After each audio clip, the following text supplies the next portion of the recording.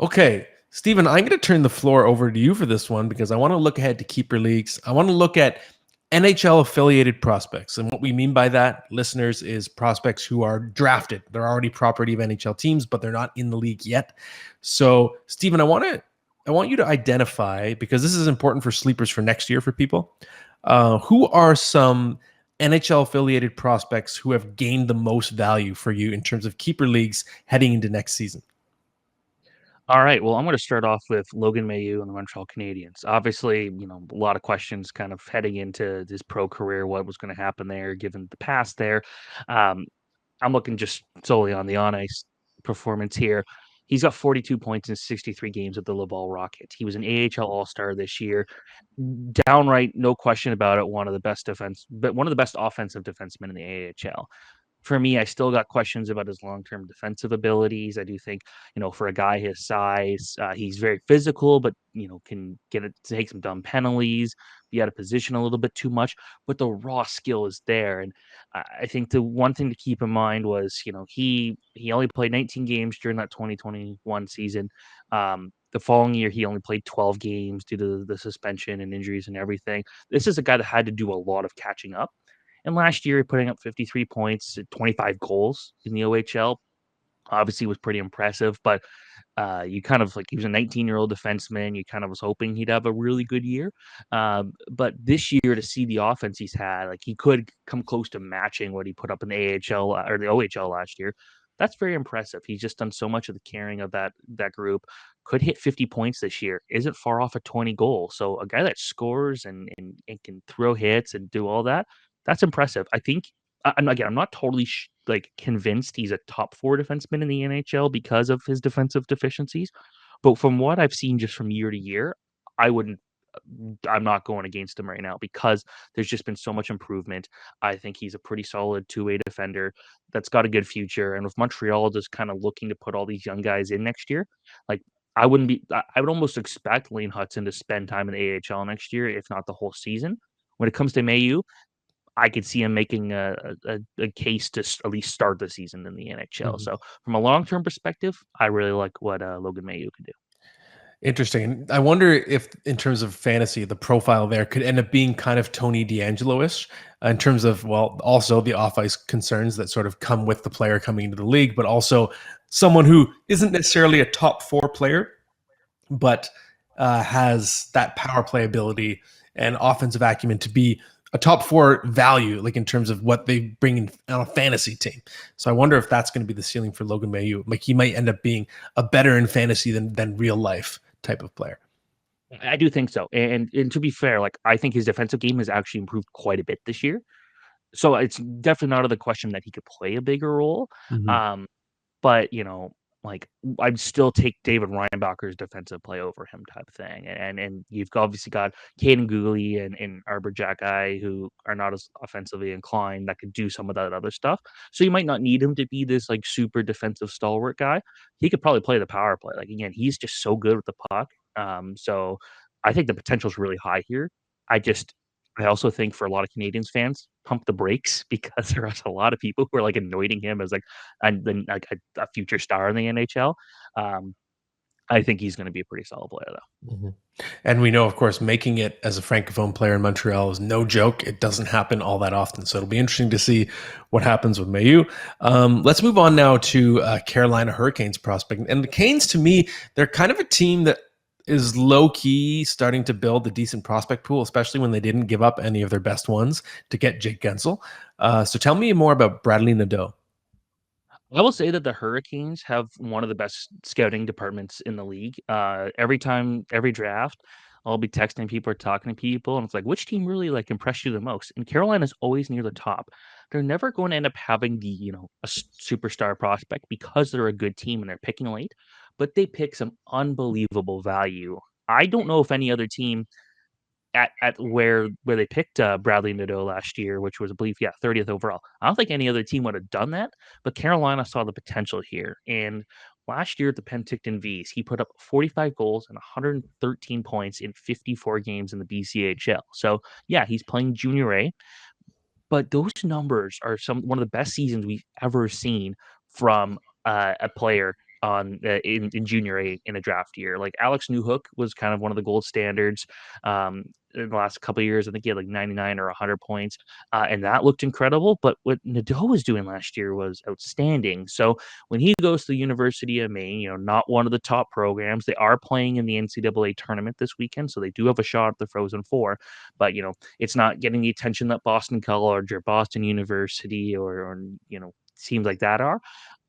46 points in 36 games. Top scorer on the team, like just fantastic player. He's the only NHL drafted prospect. He does get to play with his brother too, so that's cool. They got that good connection. But with him, I wouldn't be surprised if he's in the NHL in 2 years. And I don't think he gets enough attention for how good of a scorer he is. He's a really good playmaker too. I think that was something we really saw last year. The big thing for me, he's not big. He's 5'10". He's 172 pounds. He doesn't really play a physical game. I feel like from what I've seen this year compared to last year, where this year he had to be a bit more physical, he has thrown some more hits. I don't know the exact number, but just from watching him, he's more willing to get into the dirty areas and do that. But that's not what you're looking for him there. You're looking for some guy who could bring speed and can be just very, very good with the puck. And when he makes a move, like either to pass or a deke, like he's got it all planned out what he wants to do. And a guy like that, who's as smart as he is going to have a good NHL career. So I really like Bradley Nadeau. Excellent. And next up, this is a guy I know you've been really high on for a while now, and he's having the classic 19-year-old just running through everybody in Major Junior with the Oshawa Generals. Cal Ritchie, Colorado Avalanche first round pick. What are you seeing from him this year that's getting you excited for fantasy long term? To mention Alex Newhook earlier, I think that Cal Ritchie's kind of Colorado, but before I guess Casey Middlestat came, but I was looking at it as Ritchie was going to be like that long term number two center for that team, and even if he's number three, I think he brings a ton of value. You see his numbers this year: 80 points in 50 games. He had shoulder surgery after the U18 World Championship and missed a big chunk of the season. Didn't take part in training camp. Was kind of thrown to the wolves, and he was putting up just unbelievable numbers, so much so that I thought he should have made Canada's World Junior team after like playing 6 games. Like this guy just proved that he could do so much.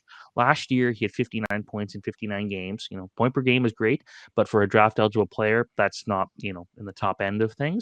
But what he was able to do was just show how good of a two-way threat he was. And he got to play with Macklin Celebrini during that U18s, and it just showed how much he grew as a player that year. When he was a rookie, he put up a lot of good numbers. He was one of those play drivers. But when it came to being an 18-year-old last year, it was more about let's develop the overall game. And I feel like you see his speed, his smarts, and his skill with the puck, all very important attributes from a center. The one thing we've really noticed with him this year was just him taking control. It's like, okay, I'm not here to just develop anymore. I'm here to dominate. And the numbers don't lie. 80 points in 50 games, a tremendous playmaker. I think the ceiling's really high here. I haven't put a prospect list in a while. The top prospects in the league. I will be doing one in the summer. I could tell you that this guy might be top 15 now. I said in my draft rankings that he was going to be one of the steals of the draft, and I had him at number 19. He went number 27. I think he's like it's going to be a huge value pickup for that team. He's got size. He's 6'2". He's not afraid to hit guys. He doesn't take ton penalties. He's so good with the puck. I could see him being a 50-ish point guy in the NHL, no problem. And then yeah, he's going to add that real life value that's going to get him that ice time because he is so smart because he's so defensively responsible. So like he's not a super high ceiling player, I'd say in terms of offensive points, but I'm very confident he'll be getting 50 points a year and get that ice time to make it worth it.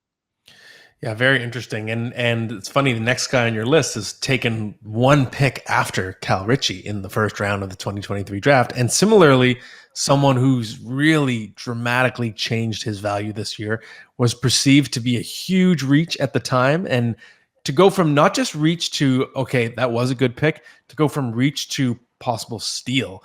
Easton Cowan has had a pretty unbelievable season with the London Knights. So what are you thinking about with him right now?